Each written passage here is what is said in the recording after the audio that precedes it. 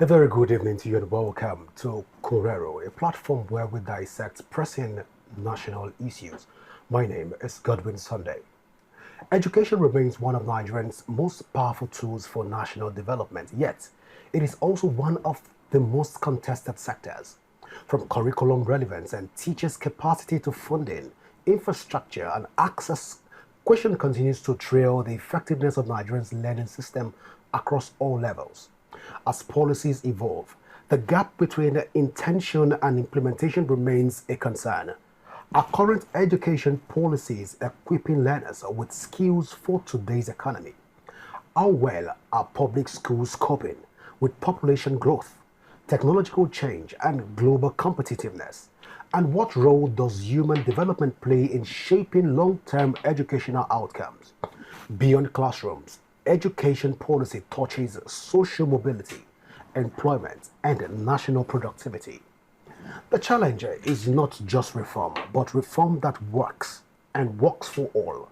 So tonight on Correro, we interrogate education policy in Nigeria, examining learning systems, structural challenges, and pathways for improvement. Joining me tonight on this table is Dr. Helen Agbonya Akobi, educationist and human development expert, and she'll be helping us put all of these issues in perspective. Please go nowhere as the show continues immediately after this break. And you're welcome back. Where we're in the studio right now is Dr. Helen Akobi Agbonya. You're welcome to Correro. Thank you. It's my pleasure. All right, so Dr. Helen, first, before we even talk about the generality of Nigeria, let's even look first at the generality of our educational system. What do you make of the formal and the informal educational system in Nigeria? Have we evolved, or where are we right now? Yeah, thank you. Thank you so much. Thank you so much. Yes, the educational system in Nigeria, I want to, as an expert, and I want to advise that if the government should devise a workable system on helping out the younger generation, the younger ones coming up, because of what is going on in the system, in the society, of a lot of people going to school, coming back without jobs. And so that have actually discouraged a lot of younger people coming up educationally. And the system and the habit of towards negative habit towards education in the society now is dropping, radically dropping. And so there have to be a device system, a means system. The government have to do something very fast to help out. All right, Dr. Helen, before we even get to the government part of this whole conversation, first let's even interrogate the whole educational system before we even talk about the extension of all of this to the appropriate authorities. First, a lot of young Nigerians are dropping out of school. For many, they will say that the school curriculum does not align with their vision. That is, most of what is being taught in secondary school for most of these young lads and teenagers, that is obsolete. And as such, for them, education is a scam.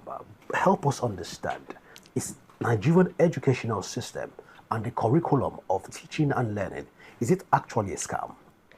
No, not really. Not really. You know, when the value of a thing is not known, abuse is inevitable. You know, a lot of, there have to still be an awareness.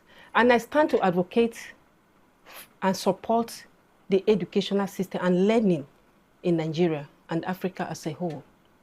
So even though you graduate from school and there is nothing to fall back to, you say that school is not a scam for the younger ones to even want to be studious. It stands as a model.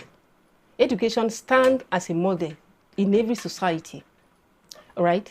Like in the Western world promotes competence. The Western world promotes education, and that is why they are faster than us. Like the third world country, like Nigeria, do you get? So education, Nigerian system of education is not a scam. I still stand to promote and advocate for education in Nigeria. That every family in Africa, in Nigeria as a whole, must have to educate their children from young. They have to let the younger ones know the importance of education. Dr. Helen, a lot of people would disagree. A lot of young persons watching us right now would disagree with you because they have elder ones that have gone as far as getting their masters, and they are still in search of white-collar jobs, which is nowhere to be found. And you say right now that you are advocating, rather, that people should go to school. Shouldn't we be having alternative form of learning right now in order to mitigate the gaps for younger Nigerians so that we can better address certain concerns? Shouldn't this be the conversation? Yeah. You know, like some of the adults who are not privileged to be educated before becoming an adult, I still suggest to them that they balance up. You can't be doing, I'm an entrepreneur, you can pick up learning system. You can pick up a distance learning where you can improve on education. Because like I said earlier, education stands as a goal. Education is a key to every development. So the economy, the development of the country, of the economy of the country, still stand on education. Education help out in the society. It helps out the development of the country, the society. Education still stands, despite the shenanigans in this country. You know, we are also in a country where who you know matters. You might not really be educated, but once you know somebody, you can be promoted. And while in that position, you might not even be able to defend yourself in that position, but you know someone who can help you there. You get? These are some of the things that are discouraging the younger generation. So that's why I said if the government can devise a working system that can help the younger ones and also keep promoting education and the importance. And this have to start from the parent. The parents have to sow into the minds of the younger one that education stands as a goal. But you've never put this issue in perspective because looking at both, a lot of younger Nigerians right now have read the book written by an American known as Robert Kiyosaki, and the title of that book is known as Rich and Happy Don't Go to School. Now, this is where a lot of Nigerians even deduce this get-rich-quick syndrome among the younger Nigerians. Now, if you look at it, most young Nigerians, especially from the East, that were able to gain some form of apprenticeship, acquire apprenticeship skills, 10, 15 years down the line, are way better than those that actually acquire formal education. Now, if you do that comparison and look at it in the light of current realities, can we say that the current educational system that we have in Nigeria is a disservice to the Nigerian teenagers? Who everybody look up to them to be able to study and provide for their families. Yeah, but education still can provide for the family. Of course. Education can still provide for the family. Of course. You get, now in the olden days of the society where we have something like the Stone Age, I'm sure you know about the Stone Age. At the Stone Age, there was actually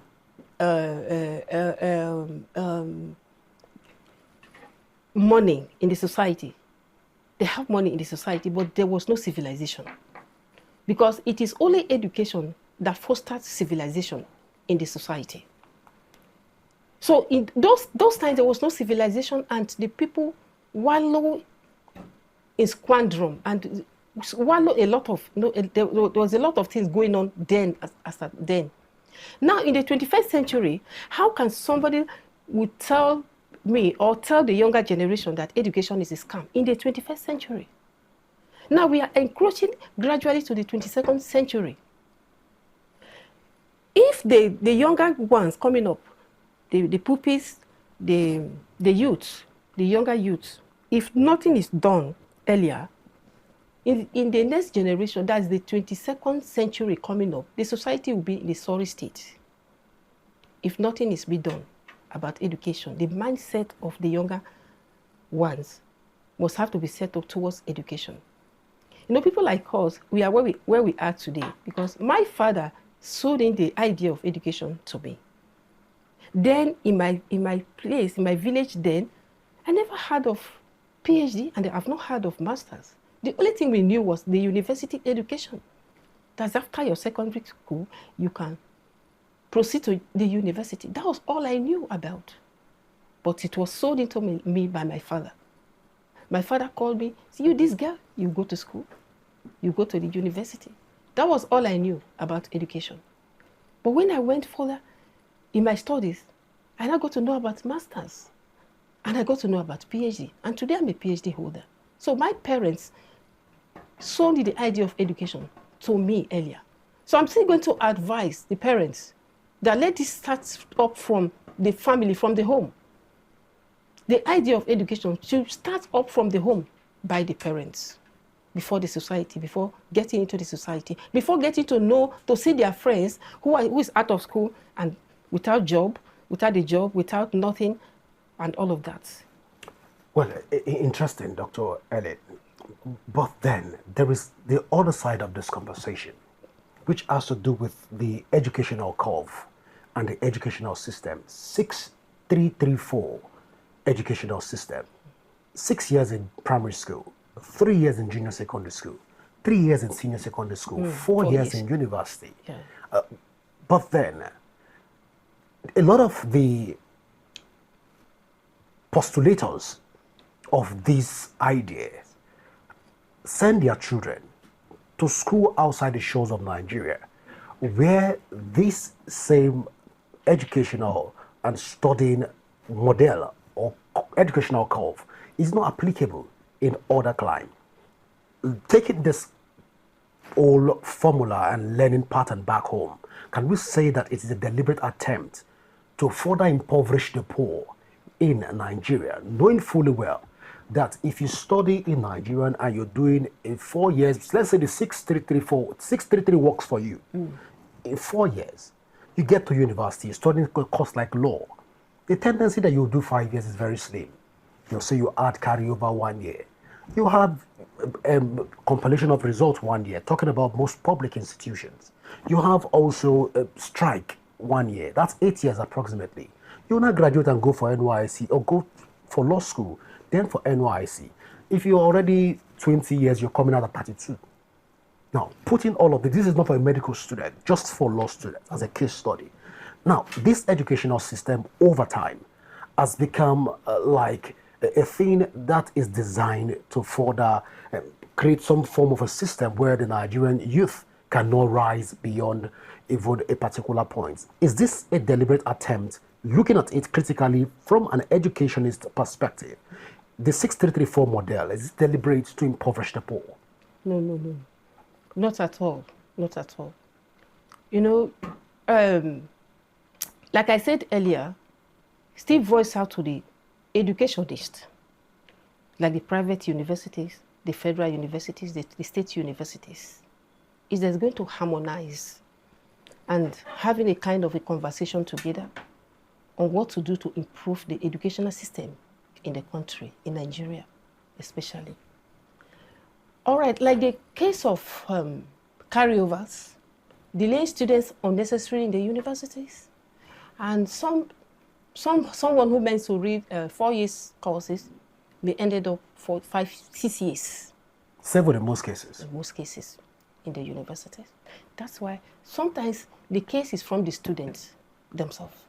Because if you don't read, if you refuse to read, so when ASU embark on strike, it's the fault of the student. The ASU strike, the strike too is part of the problem. That's what I'm saying. So is it not designed to further impoverish? Because a lot of Nigerians, young Nigerians watching us, want to even understand all of this. The 6334 model, is it designed to impoverish the poor?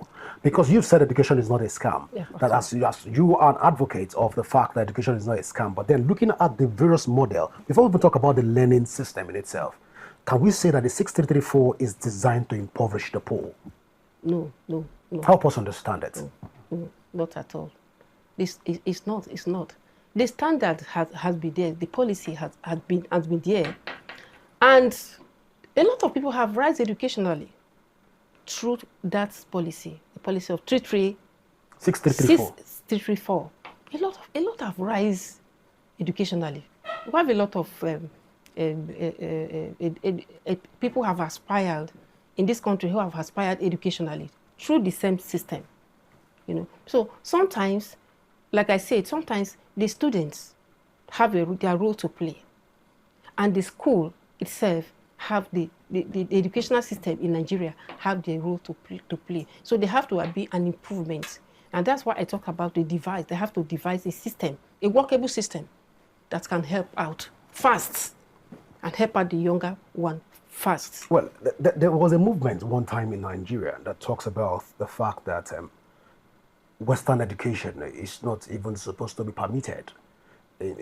As a matter of contingency, Western education is even a taboo, as an abomination.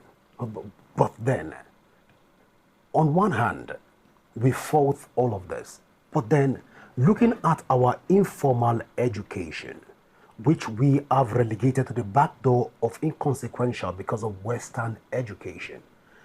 At this point, looking at the Nigerian educational policies, is it working for Nigerians, or we should go back to the informal sector or informal educational pattern, or both should fly? Both should fly. Both should fly. And for those who the Western education, it's not bad if you can afford it. It's not bad. And you can still be in Nigeria, the Nigerian system, and still rise up educationally. Sure. So invariably, you're telling us at this point that the Western education supersedes that of the Nigerian informal, like we've used the word informal education. Both are still working. Both are still, they are still working together. It's still working. All right. So how do we address this concern, even from teenagers, that are first holding sway to the narrative that we are operating a revamped educational system, and as such, they do not want to be schooled.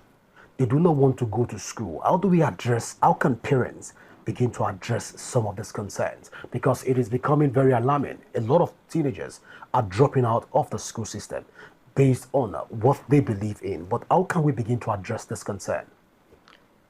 Thank you very much.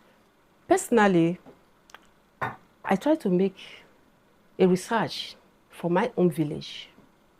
I wanted to know how many ladies are master's degree, PhD. I wanted to know. I started up a research, and it was quite discouraging. It was quite alarming with what I got. I got to know that recently, immediately after the secondary school, the teenagers, especially the girls, get pregnant. They become pregnant, just getting pregnant. So it's so alarming. It's so alarming. Recently, just a few days, a parent cried up into the public domain, asking for a help of his son, he's 21 years,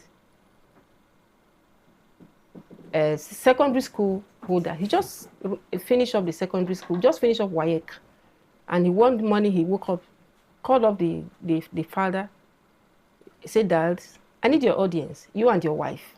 And the father said, "That's your mother, right?" He said, "Yes, I need your audience. We need to talk." And they sat down to listen to him. And he told the parents, he said, "I'm now done with my secondary school education. I've written my WAEC. I'm going into business. I don't want to go to university." And the father told him, I have the money already in the house. I don't need your money. All I want is for you to go further in your education." And that is just one parent that have cried out. There are a lot of Nigerian parents that are in this similar situation already going on. So they have done everything. The guy remained adamant. And he said he wants to go into business. That was why the parents have to cry into the public domain, asking for help. What can he do What if she will allow the son is the firstborn? You get? Is the firstborn and the first child of the family. If he should allow the child to go into business or he should force him into school, that was the cry of the parents. I know of another family too, one of the celebrities in this country. And the father is well read, but the mother advised the child to stop education, university education. From 200 level, he stopped. This guy stopped from 200 level and went into business and all how they call it anyway. And right away, the parents came out and is crying. That's the father of the boy. He came out and is crying seriously now. So these are some of the things going on now in the society. The younger ones don't want to have a good habit towards education. They don't want to learn. Reader always lead leaders. What kind of society are we producing in the next? Like I told you, now this is the 21st century where civilization is everywhere. You are dropping out of school and you are discouraged. You are putting negative attitude towards education. Where do you want to fall out to? So education remains. So in a situation where the standard. Well, you say education is a standard. Yes. In a situation where parents that are well learned, are well, even they've been able to climb the ladder and to got into the peak of their educational career, have nothing to show, and they are compelling their child to go the path that they are even towing. Will it be wrong for the child to blatantly refuse to tow that path? Well, it doesn't matter, but still there are lots of parents too who are going to the peak of their career educationally and are doing well, still doing well. There are professors that are doing well. Some are opening universities right in Nigeria. Professors. So things are changing. Educational system is rising. It's just that, like I told you earlier, we must not shy away from what is going on in the society. Like I told you, connection. If you have your connection, if you have your money, you can get whatever you want. You can even buy the certificate in a country like this. You can buy the certificate. You can do whatever, but that doesn't stop us. That doesn't stop you from furthering your education, or as a parent, encouraging your children to go to school. That's quite interesting. Now, let's talk about the learning system in Nigeria. Of course, we still use more of the grading system to know how intelligent a child is. Say you carry first, you carry second, you carry third. We go by you have a distinction. You have both of you. Within you have a credit and all the other one, the E's and the F's and all of you. But both of you. But then looking at the grading system, does this actually prove that one is actually intelligent? Because in Nigeria we've seen third class creating the means of employment. Why first class work for third class? Can we say at this point in time that the grading system still hold water for our learning system?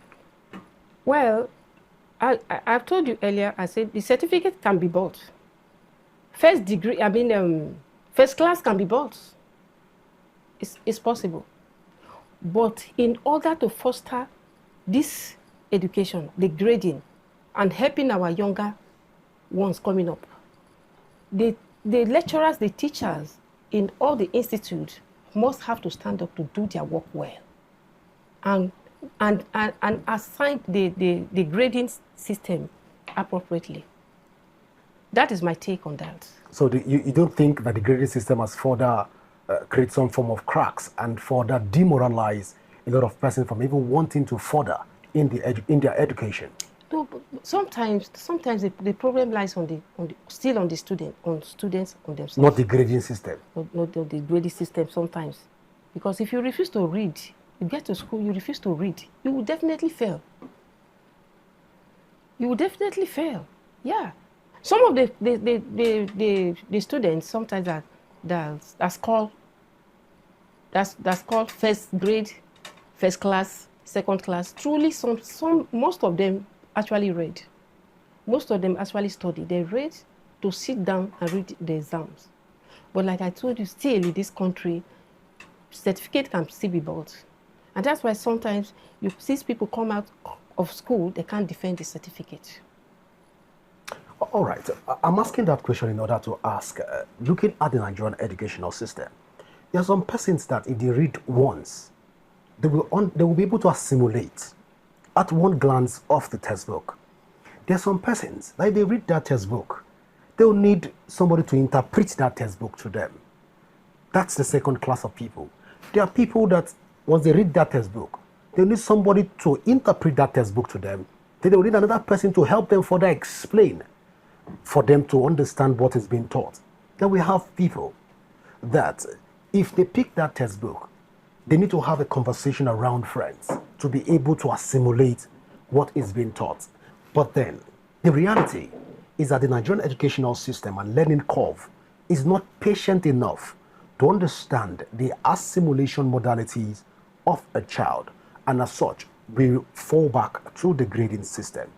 Looking at the whole learning curve of the Nigerian child, can we say at this point that we are deliberately creating a divide and thereby pushing people that have not been able to scientifically proven that they cannot assimilate and grow beyond their even thinking faculty? Are we pushing them away from the educational system by these all grading activities?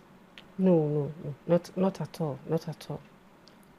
You know, the absorbing system, by reading once and absorb, by asking questions, by interacting, are all a workable system.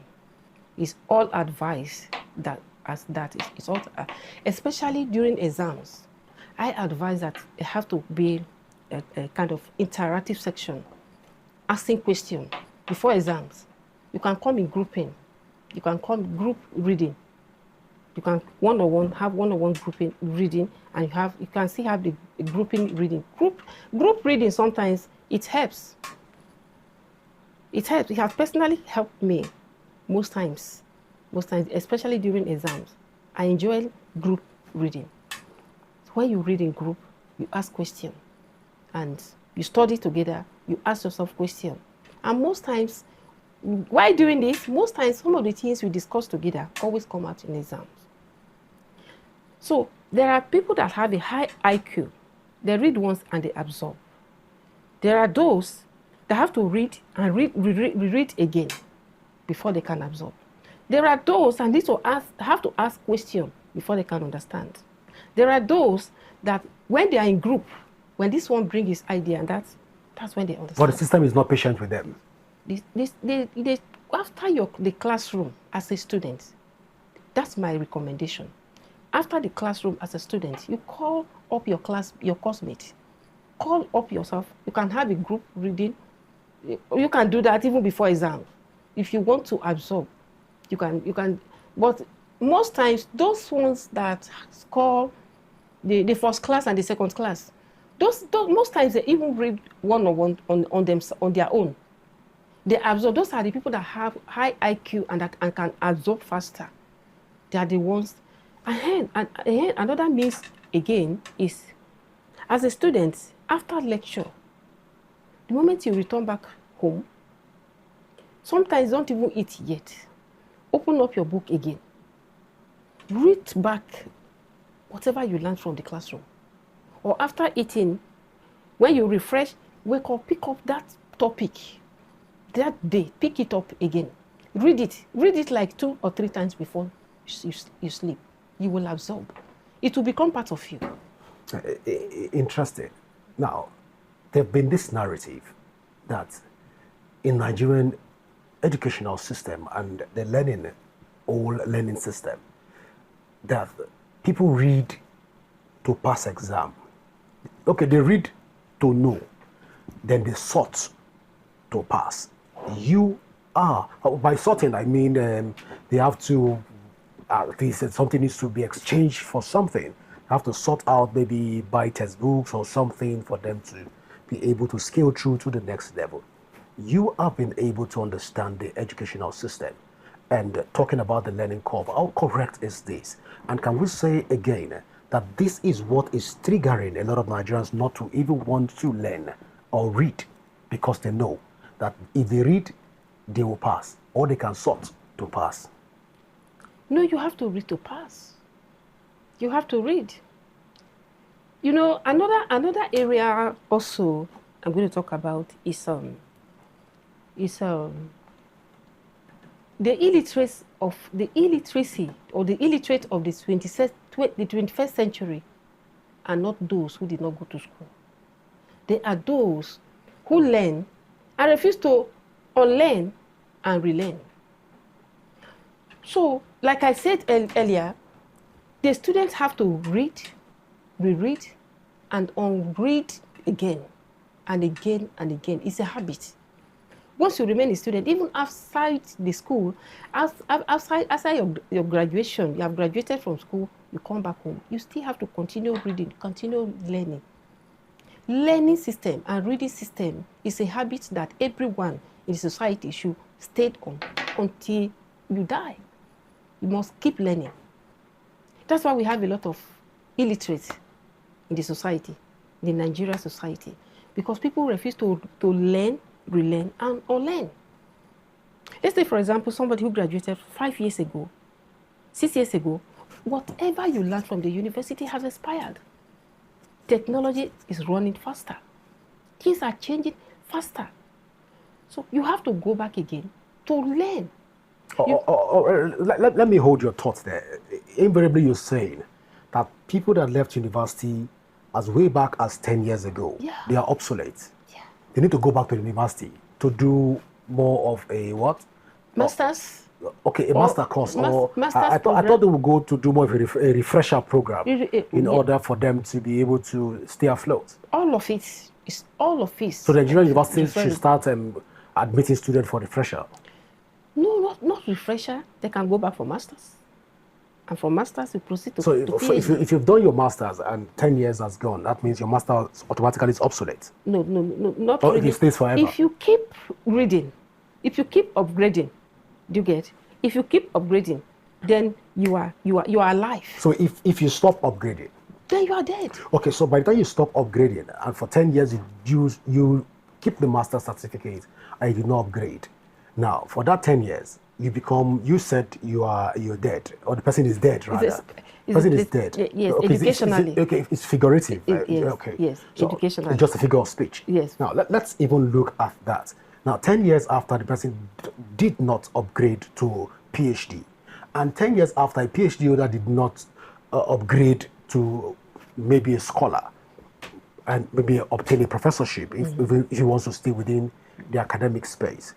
So what do we call obsolete at this point?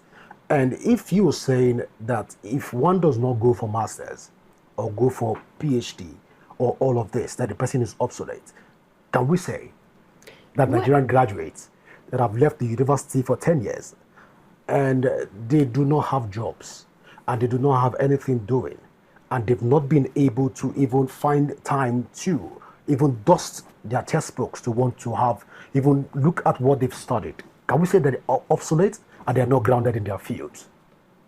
Well, I have this to say on that. After your university education, 5 years down the line after your school, what I mean is you keep upgrading. What I mean is keep reading personal improvement. There are a lot of courses, 3 months, 6 months courses that you can do personally to improve yourself on yourself. Now, some people may think I've got into the peak of my academy. I'm now a PhD holder. I've gotten it all. No, not true. You can pick up another PhD. You can pick up the third PhD. I know of someone in this country that have 6 PhDs, has 7 masters, has 5 degrees. He's still in Nigeria, and he still remains in this country. So There's no limit to education. There's no limit to learning. There's no limit to studies. We keep on studying. We keep on. And with this attitude, it will actually help the younger ones. Because the upcoming youngsters, the youth, children, the puppies, children belong, that is, like I've done some statistics about the school dropout. And I have 24 million school dropouts. Before reaching a senior secondary, we have 24 million as at late 2025. Late 2025 in Nigeria. And in Africa, we have like about 100 million. We have 100 million school dropout. And the whole world globally, we have 272 million school dropout. Not reaching senior secondary school yet. Do you get? So you can keep reading, you can keep studying, you can keep improving. And become a model. And become a star. But in Nigerian society, you've said that it is a connected economy where you can read something, but you need somebody to take you to somewhere for you to begin fully employed to a large extent. It is not based on meritocracy. Now, looking at what you've said, one needs to study, be studious. One needs to also try to update and upgrade yourself within the educational space. But then, in generality, does our educational policy actually support learning? We'll take this to the grassroots, where we don't have a policy that even compel pupils within certain age group to have read at least certain number of books.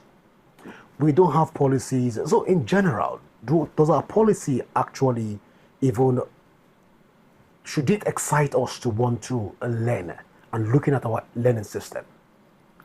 That's why I said earlier, I said the society or the government need to do something fast.